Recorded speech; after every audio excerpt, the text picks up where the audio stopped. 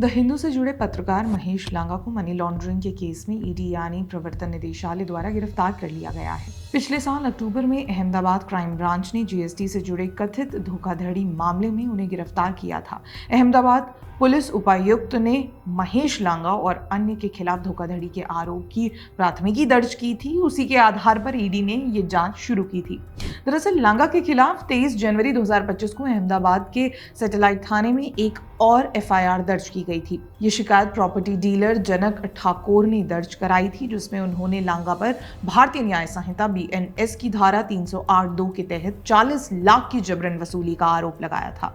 ठाकुर के अनुसार लांगा ने उनसे कहा था कि उनका नाम द हिंदू में छापने से उनके बिजनेस को बड़ा फायदा होगा। जनवरी 2024 में लांगा ने ठाकुर से 20 लाख लिए और एक आर्टिकल में उनका नाम शामिल किया। इसके बाद उनसे दोबारा 20 लाख मांगे और कुल 40 लाख वसूल किए।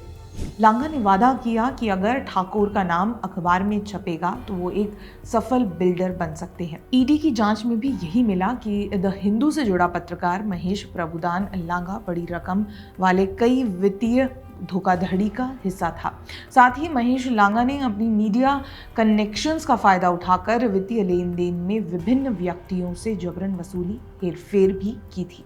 ईडी ने साफ किया है कि महेश लांगा जीएसटी इनपुट टैक्स क्रेडिट घोटाले में शामिल है और उसने घोटालों से जुड़े लेन देन को छुपाने या उसके हेरफेर करने की कोशिश की है।